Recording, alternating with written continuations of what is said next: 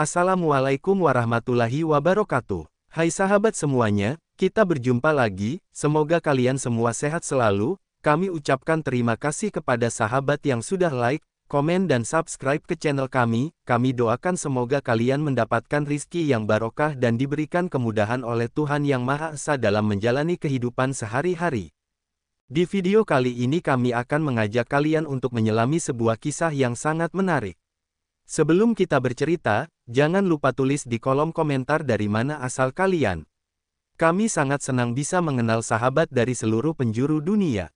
Selamat mendengarkan dan simak ceritanya sampai selesai. Di sebuah pelosok desa bernama Kampung Banyu Asri, terletak jauh dari hiruk-pikuk kota, hiduplah seorang lelaki parubaya bernama Pak Raji. Tubuhnya legam terbakar matahari, punggungnya mulai bongkok dimakan usia, namun tangannya tetap cekatan mencangkul tanah kering demi sesuap nasi untuk keluarganya. Ia bekerja sebagai buruh tani, menggantungkan hidup dari upah harian yang tak seberapa. Pak Raji tinggal bersama istrinya, Bu Sarmi, dan ketiga anaknya di sebuah rumah papan yang reot, berdiri di atas tanah sewaan. Anak sulungnya, Damar, adalah harapannya yang paling besar.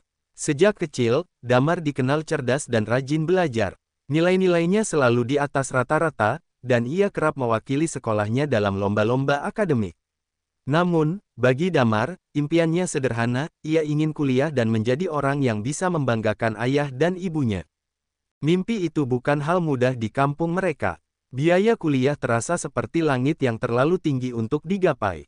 Namun Pak Raji tak pernah menyerah. Setiap pagi sebelum fajar, Pak Raji sudah berangkat ke sawah. Ia tak punya lahan sendiri, hanya menggarap sawah milik orang lain. Kadang ia disuruh mencabut rumput, kadang mengangkut hasil panen, dan bila sedang musim tanam, ia rela berendam di lumpur seharian. Tak jarang ia harus bekerja di 2 atau 3 tempat dalam sehari. Semua dilakukan demi satu hal, menyekolahkan Damar setinggi mungkin. Aku mungkin hanya tahu cara mencangkul, Mar, katanya suatu malam kepada anak sulungnya, tapi kamu harus bisa pegang pena dan buku. Jangan seperti Bapak. Bapak mau kamu punya pilihan hidup. Tahun demi tahun berlalu, Damar lulus SMA dengan nilai memuaskan dan diterima di sebuah universitas negeri di kota besar, jurusan teknik sipil. Hatinya berkecamuk, antara bahagia dan cemas. Bahagia karena selangkah lebih dekat dengan mimpinya, cemas karena tahu biaya kuliah bukanlah perkara kecil. Namun Pak Raji tetap teguh. Ia menjual satu-satunya kambing yang dimilikinya.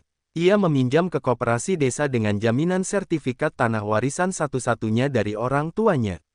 Bahkan di musim paceklik, ia ikut menjadi kuli bangunan di desa sebelah, berjalan kaki 5 km setiap hari hanya untuk mendapatkan upah tambahan. Damar, di kota, juga tak tinggal diam. Ia kuliah sambil bekerja paruh waktu. Menjadi penjaga perpustakaan, guru les, bahkan sempat menjadi kurir makanan. Uang hasil jerih payahnya ia sisihkan untuk meringankan beban orang tuanya. Setiap kali rindu rumah, Damar menatap foto ayahnya. Sosok renta itu kini mulai menua lebih cepat. Tapi matanya masih menyala, pandangan yang selalu menyimpan harapan. 4 tahun berlalu, Damar lulus dengan predikat cum laude. Ia langsung diterima kerja di sebuah perusahaan konstruksi ternama.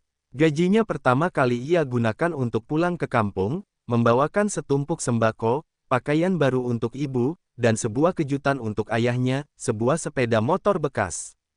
Biar bapak nggak jalan kaki terus ke sawah, katanya sambil menahan tangis. Pak Raji menatap anaknya lama. Tangannya gemetar meraba kepala Damar. Tak ada kata-kata, hanya air mata yang mengalir. Sejak saat itu, perlahan hidup keluarga Pak Raji berubah. Damar mulai membantu melunasi utang orang tuanya. Ia merenovasi rumah mereka yang hampir roboh menjadi rumah permanen yang layak huni. Ia membiayai adik-adiknya sekolah hingga ke jenjang yang lebih tinggi. Ia juga membelikan sebidang tanah kecil untuk ayahnya, agar tak lagi menggarap tanah orang. Pak Raji tak lagi harus bekerja sekeras dulu. Tapi ia tetap ke sawah, sekadar menanam sayur dan merawat tanah miliknya. Setiap kali ia mencangkul, ia tersenyum. Kini bukan karena beban, tapi karena rasa syukur. Dulu bapak tanam keringat, sekarang panen kebanggaan, katanya pelan.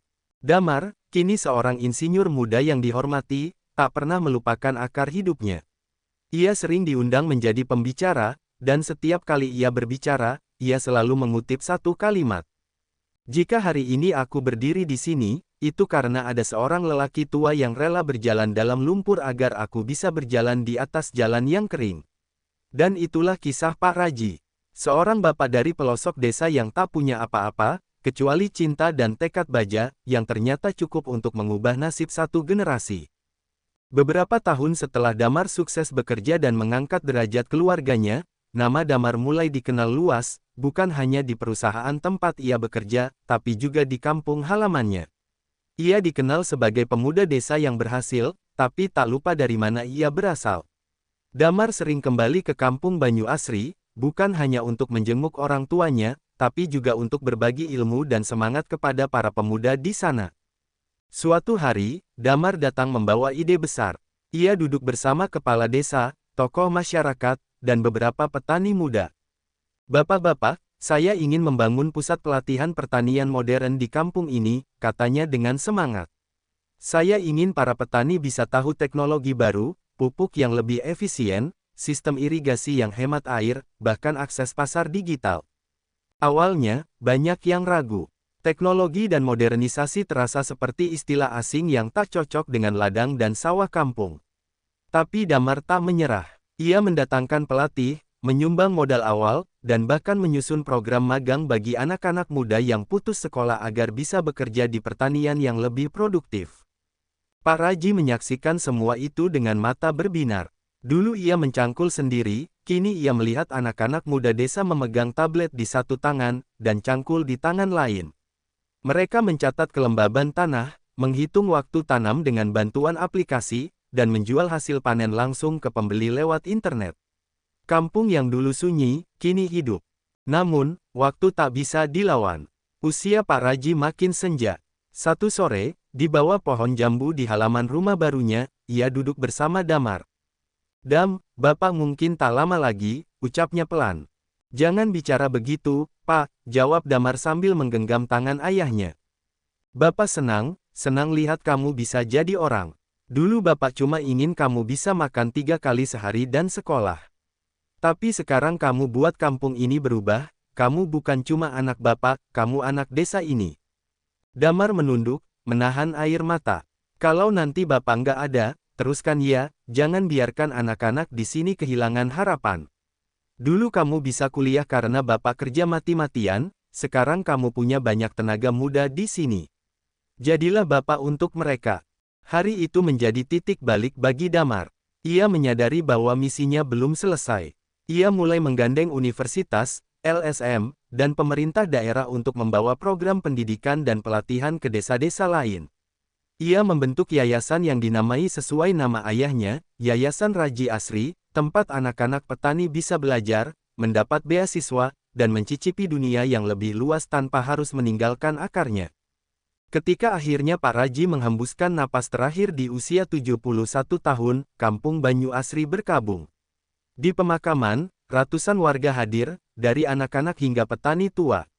Tak sedikit yang meneteskan air mata, mengenang sosok lelaki sederhana yang tak pernah sekolah tinggi, tapi berhasil membesarkan satu generasi pejuang. Di nisan Pak Raji, Damar menuliskan kalimat, "Di tangan yang kasar ini, tumbuh mimpi yang lembut. Di langkah kaki yang lelah, terbit jalan masa depan." Dan benar, dari tanah yang retak, dari peluh seorang bapak, tumbuh generasi yang mengakar dan menjulang. Kisah Pak Raji menjadi legenda di kampung Banyu Asri, kisah tentang cinta seorang ayah, dan anak yang tak pernah lupa pulang. Tahun demi tahun berlalu sejak kepergian Pak Raji. Nama Yayasan Raji Asri kini telah dikenal di pelosok-pelosok desa seantero kabupaten. Tak hanya menjadi pusat pelatihan pertanian modern, yayasan itu juga menjadi tempat pendidikan vokasi gratis bagi anak-anak petani dan buruh desa yang ingin mengubah nasib, seperti dulu Damar mengubah nasibnya sendiri. Damar kini telah berusia hampir 40 tahun. Ia sudah berkeluarga, dikaruniai 3 anak. Putra sulungnya, Aruna, kini duduk di bangku SMA. Berbeda dengan ayahnya yang meniti jalan dari kesulitan, Aruna tumbuh di lingkungan yang cukup. Namun, Damar tak pernah membesarkan anaknya dengan kemewahan, tapi dengan cerita. Setiap malam sebelum tidur, Damar duduk di tepi ranjang anaknya, menceritakan kisah tentang seorang lelaki tua yang bangun sebelum ayam berkokok dan berjalan kaki ke sawah dengan perut kosong, hanya berbekal niat dan cinta. Aruna, kata Damar suatu malam, kakekmu itu tidak pernah mengenal peta. Tapi dengan cangkul dan keringatnya, ia tunjukkan jalan hidup buat ayah. Jangan pernah lupakan itu. Aruna menyimak dalam diam. Perlahan, ia mulai mengunjungi desa asal ayahnya saat liburan sekolah. Ia ikut kegiatan yayasan, mengajari anak-anak membaca, bermain dengan anak petani, bahkan sempat mengikuti pelatihan membuat pupuk organik dari limbah dapur. Di usia muda, ia merasakan sendiri apa yang dulu pernah ayahnya alami, tapi dalam bentuk baru. Di tahun ke-20 berdirinya Yayasan Raji Asri, Damar membuat keputusan besar, ia mengundurkan diri dari perusahaan tempat ia bekerja dan memfokuskan hidupnya untuk membangun desa-desa. Ia tahu, mimpinya belum selesai. Masih banyak anak-anak di luar sana yang membutuhkan satu tangan yang percaya pada mereka, seperti dulu Pak Raji percaya pada Damar. Ia mulai menggagas Desa Mandiri Belajar, sebuah gerakan nasional untuk menjadikan desa sebagai pusat pendidikan alternatif berbasis kearifan lokal dan teknologi. Ia percaya bahwa pendidikan tak hanya milik kota. Desa pun bisa punya sekolah hebat, guru berkualitas, dan fasilitas memadai. Damar pun mulai keliling Indonesia, ke desa-desa terpencil di pegunungan, pulau-pulau kecil, dan lahan-lahan kering yang sering terlupakan. Ia membawa nama ayahnya, membawa semangat kampung kecil yang dulu tak punya apa-apa, namun kini memberi segalanya.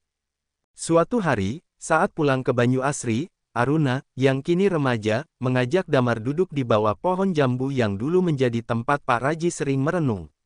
Pohonnya kini lebih besar, lebih rindang. Yah, ujar Aruna, aku mau kuliah di bidang pendidikan dan pembangunan desa. Aku ingin jadi seperti ayah. Mungkin, seperti kakek juga. Damar terdiam, matanya memerah. Ia tahu, darah Pak Raji masih mengalir, bukan hanya di tubuhnya, tapi kini hidup dalam semangat cucunya. Hari itu, Damar tersenyum. Ia menatap langit senja, angin semilir menyentuh wajahnya. Dalam diam, ia tahu, perjuangan seorang bapak tak pernah benar-benar selesai. Ia hanya berpindah tangan, dari satu generasi ke generasi berikutnya, terus tumbuh, seperti akar yang menjulang ke langit. Terima kasih sudah menonton, semoga kita semua diberikan kesehatan, umur panjang, dilancarkan rezekinya dan semoga dari cerita ini kita dapat mengambil hikmah, pelajaran kisah hidupnya. Jangan lupa like, komen dan subscribe agar kami selalu semangat dalam bercerita kisah hidup seseorang.